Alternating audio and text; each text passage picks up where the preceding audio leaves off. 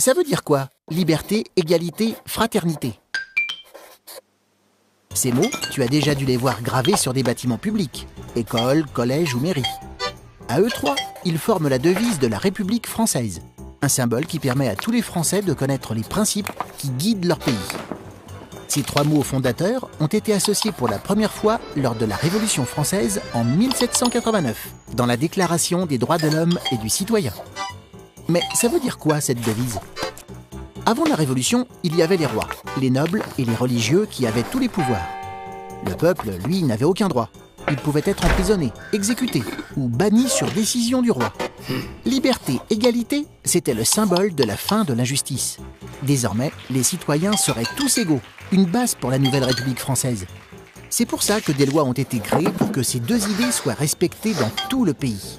La fraternité, c'est la solidarité. Et elle, par contre, ne peut pas être imposée par une loi. On ne peut forcer personne à être fraternel avec les autres.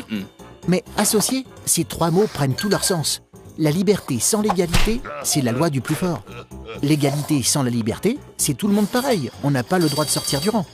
Et la liberté et l'égalité sans la fraternité, c'est un pays où chacun ne pense qu'à soi, sans se soucier des autres. Voilà pourquoi cette devise est gravée partout, pour que chaque Français sache ce qui guide son pays et ce qui doit l'inspirer en tant que citoyen. C'est quoi un citoyen? Le mot citoyen vient du latin civitas, qui signifie la cité, la ville. Le citoyen est quelqu'un qui habite sur un territoire, une ville ou un pays, et qui en reconnaît les lois. Mais alors, tous les habitants de France sont des citoyens français?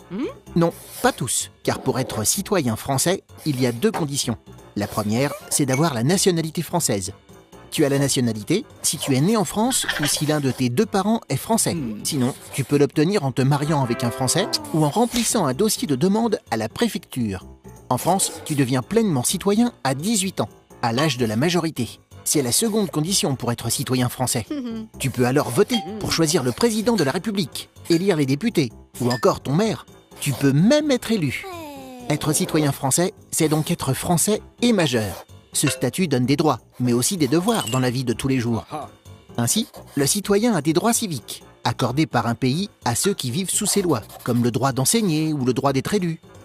Mais il a aussi des devoirs. Il doit connaître et respecter les lois de son pays, ce qui permet à tous les habitants de vivre ensemble.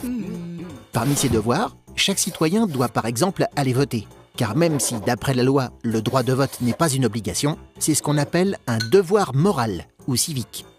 À présent que tu sais tout sur la citoyenneté, à toi d'apprendre à respecter ces règles pour être un citoyen déjà entraîné le jour de ta majorité. Pourquoi fête-t-on les anniversaires? Bon anniversaire, nos vœux les plus sincères. C'est sûr, rien qu'à entendre cette chanson, tu dois déjà déballer tes cadeaux. Chaque année, tu gagnes un nouvel âge, tout neuf. Et ça se fête. Mais sais-tu pourquoi on fête les anniversaires? Tous les jours, des milliers d'enfants font leur entrée dans le monde. Cette date spéciale les suivra tout au long de leur vie. La date de naissance d'un être humain fait partie de son identité. Elle permet de connaître son âge avec précision. C'est important pour passer certaines étapes de la vie. Mais surtout, l'anniversaire d'un être humain est une date chère au cœur de ses proches, sa famille et ses amis. Une fois par an, on met quelqu'un qu'on aime à l'honneur et on se réjouit de sa venue au monde. C'est comme dire « bonne nouvelle que tu sois là ». À cette occasion, on se réunit autour d'un gâteau, garni de bougies. Une tradition qui remonte aux Grecs anciens. Le gâteau était rond, comme la lune, en hommage à Artémis, déesse de la chasse et de la nature sauvage. Aujourd'hui, il symbolise le partage et la convivialité. Quand tu souffleras tes bougies, cette année, n'oublie pas de faire un vœu. Il paraît qu'il se réalisera si tu arrives à toutes les éteindre d'un coup. Et sinon, il est très possible qu'il se réalise quand même. Après tout, la chance est avec toi en ce jour spécial. Puisqu'ils sont au cœur de l'actu aujourd'hui, cet épisode est dédicacé à tous ceux qui fêtent leur anniversaire. 3, 4. Bon anniversaire, nos vœux les plus sincères. C'est quoi l'égalité entre les filles et les garçons? L'égalité est un principe qui dit que tous les êtres humains doivent être traités de la même manière. Et que, malgré leurs différences, ils disposent des mêmes droits. Ainsi, les filles et les garçons sont différents, mais cela ne doit pas les empêcher d'avoir les mêmes chances de réussir à l'école et dans leur vie future. Mais comment faire pour que l'égalité soit respectée? Ce n'est pas facile, car des idées toutes faites circulent au sujet des filles et des garçons. Ce sont des stéréotypes. Sans que l'on s'en rende compte, les filles et les garçons sont enfermés dans des rôles. Ainsi, on a du mal à imaginer que les filles soient fortes en maths, au karaté, au rugby, et qu'elles s'éclatent avec des jeux vidéo d'action. Et que certaines filles choisissent de devenir pilotes de chasse, conductrices de grue, chefs d'entreprise, ou même présidentes de la République. Tout comme on a du mal à croire que les garçons puissent aimer lire des romans d'amour, s'intéresser à la mode, ou faire de l'équitation. Et que certains garçons rêvent d'être instituteurs, infirmiers, secrétaires, danseurs, ou hommes au foyer. Et quand tu regardes autour de toi, c'est comme si certains loisirs et métiers étaient uniquement réservés aux garçons et d'autres aux filles. L'égalité entre les filles et les garçons, c'est penser que tu peux choisir librement tes loisirs, tes études et ton métier, en respectant ta personnalité et ce que tu as vraiment envie de faire au fond de toi. C'est quoi la liberté d'expression? La liberté d'expression est un droit, le droit d'exprimer librement ce que l'on pense. Ce droit est une liberté fondamentale, proclamée dans la Déclaration des droits de l'homme et du citoyen. Ainsi, chacun a le droit d'exprimer ses idées dans le respect des autres, même si ces idées déplaisent. Mais pourquoi c'est si important, la liberté d'expression? Car sans liberté d'expression, il n'y a pas de liberté de penser, et pas de démocratie. C'est-à-dire que le peuple ne peut pas s'exprimer. Par exemple, dans certains pays, il est interdit d'exprimer toute idée qui n'est pas en accord avec celle des dirigeants. Dans ces pays, il n'y a pas non plus de liberté de la presse. Les journaux ne peuvent pas parler de certains événements ou critiquer le pouvoir. Or, la liberté de la presse garantit aux citoyens d'avoir toutes les informations nécessaires pour se forger une opinion librement.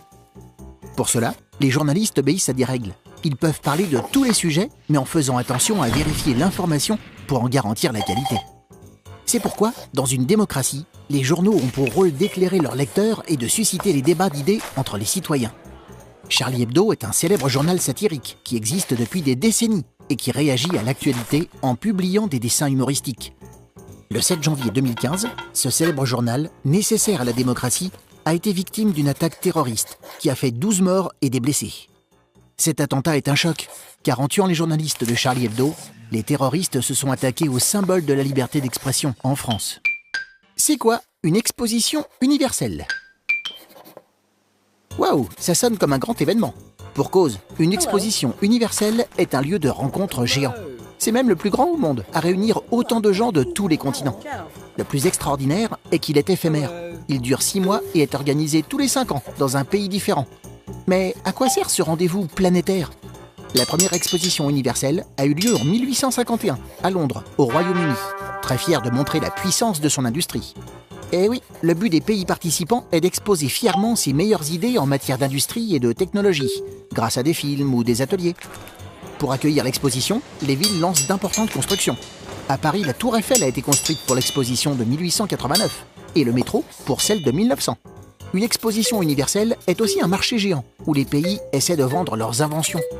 Et pour le pays accueillant, l'occasion de développer son tourisme en peu de temps. En 2010, la ville chinoise de Shanghai a battu le record des 73 millions de visiteurs, plus que la population de la France. Paris, qui a déjà accueilli 5 fois l'exposition universelle, est candidate pour celle de 2025. Sera-t-elle désignée? Patience! Le Bureau international des expositions, composé de représentants des 168 pays participants, a jusqu'en 2019 pour décider. Aujourd'hui, l'exposition Milano démarre en Italie. Son thème, les progrès à réaliser pour, sans abîmer la planète, permettre à tous les humains de manger à leur faim. Tu te poses des questions? Nous, on y répond.